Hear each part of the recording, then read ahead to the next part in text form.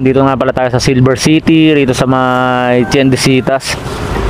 So guys, ito nga pala yung gulong natin na bago, no? Last week lang natin ito pinalitan. R8 siya, ayan, no? Tapos nakaraan, binangga ako. So what's up sa inyo guys? Corey Motovlog ulit, nagbabalik. So ito, panibagong vlog, it's Friday. Sa mga sumubaybay sa nakaraang video natin, maraming salamat sa inyo kasi lagi kayong nandyan sa akin. So guys, good morning, no?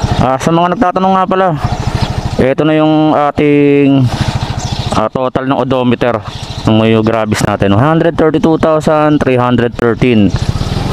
So napakalaki na, no? Napakalayo na talaga ng napunta ng motor na to.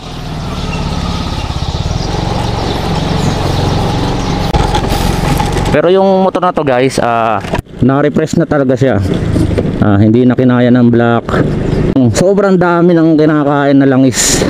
Isipin mo pag nag-change oil ka ngayon, kuwari Monday, tapos daily use mo siya, mga Thursday pa lang kapag nag-check ka ng dipstick, mapapansin mo sobrang baba talaga ng ng langis. Kaya lugi na tayo sa maintenance kapag ganun. So pina-refresh na natin, palit black lahat, piston ring, piston. Dapat ang ipapalit nyo talaga ay stock pang Mio Gravis, hindi siya katulad guys ng pang M3 o yung sinasabi nilang Mio i125.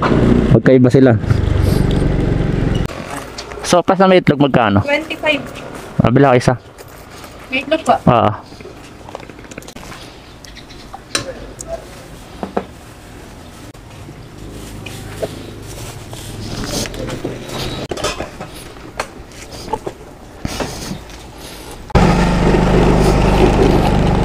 So guys, diyan kasi ako bumibili na yun sa ng almusal eh.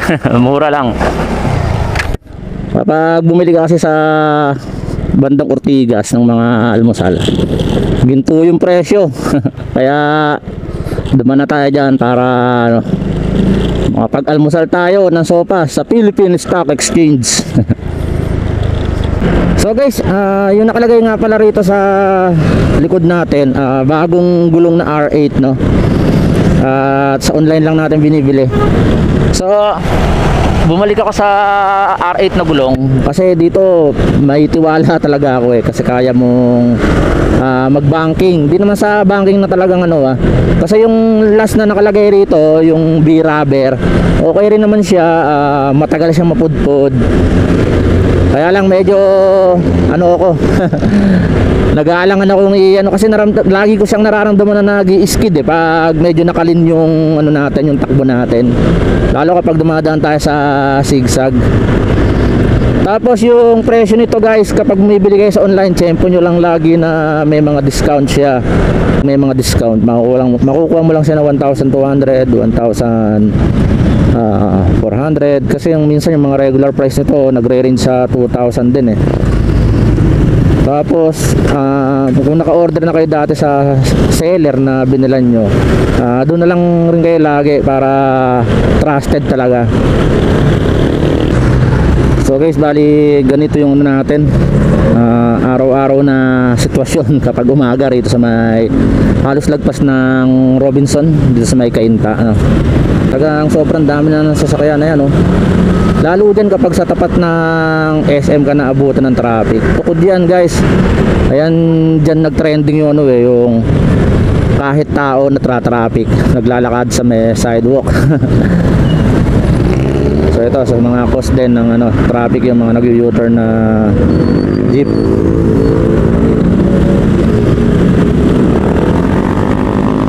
So sana makarating tayo ng bandang Rosario kahit na medyo lagpas na 6:30, di ba?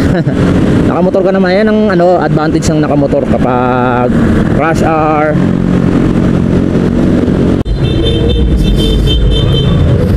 So guys, nandito tayo sa may tapat ng countryside dito sa may Pasig. Dito maraming rito. Naghahabal-habal.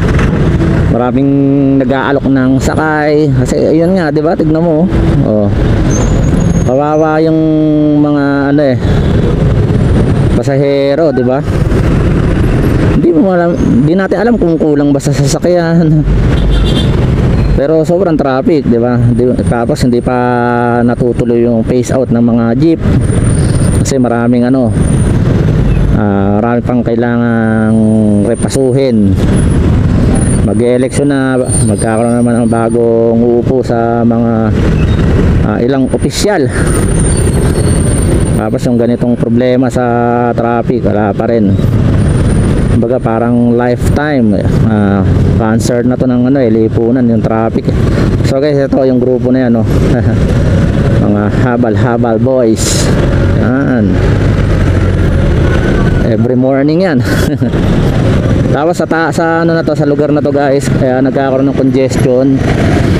Gawa nang naghihintay minsan ng zipper lane yung ibang mga naka 4 wheels. Kasi pag nakapasok ka sa zipper lane sa kabilang side ng Life Home Bridge, tuloy-tuloy yan hanggang sa Rosario. So guys, ayan yan yung mga sasakyan na pumapasok sa zipper lane dito sa may Pasig. Kabilang side yan ng Ortigas Avenue, parang counterflow yan. Pero kapag ganitong nakikita ko yung Life Home Bridge, yung pagbaba ng Rosario, so dumidiretso ako kasi minsan na yan congestion din, nagkakaroon din ng congestion. Ayan ang bagal din ng flow niya, di ba? Kahit sabi mong zipper lane yan. Pero pag dito ka umakyat sa may tulay, kapag nakarating ka sa may baba, okay na kumbaga konti na lang yung titiisin mo na na traffic.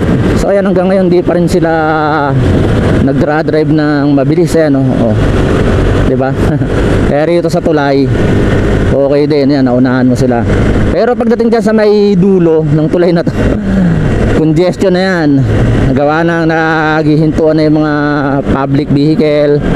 So ayan guys, pero at least nakalagpas ka rito sa tulay, kasi kapag traffic talaga dito, minsan naaabot ka ng 5 to 10 minutes bago ka makababa dyan. So di ba yung ganong minuto, napakarami na ng narating mo, napakalayo na ng napuntahan mo. So ito, moving naman siya. So guys, andito tayo, approaching na tayo sa sa may C5. Nakalagpas tayo ng medyo mabigat na traffic. So rito, yung problema na lang natin dito ay sa may bandang Julia Vargas. So yung time na to guys, kapag ganito, talagang mapapansin nyo, talagang hataw yung mga nagdra-drive ng motor. Minsan di nyo rin masisisi yan, kasi talagang nagmamadali rin. Yung mga time na pang 7 AM to 4 yung schedule mo sa office. So ito guys, pagbaba naman dito sa may C5, ang lupit. Ang lupit ng congestion. Ganyan yung makikita mo na every morning sa C5, sa Ortigas Avenue. Yan, magka-counterflow.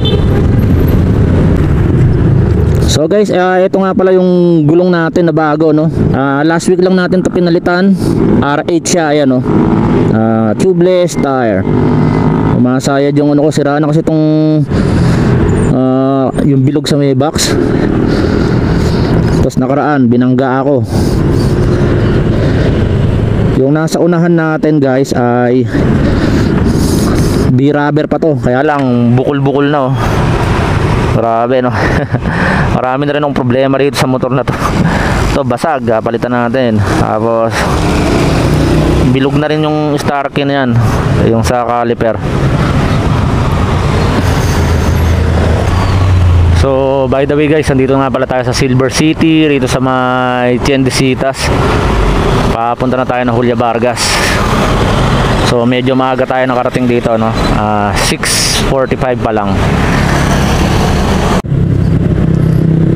So guys, nandito na tayo sa may Ortigas Center dito sa may Pasig, at nakarating na tayo. At dito natin bubuuin yung ating maghapon. Today is Friday, bukas siyempre Saturday. At maraming salamat sa pagsama nyo sa akin sa biyahe na to guys.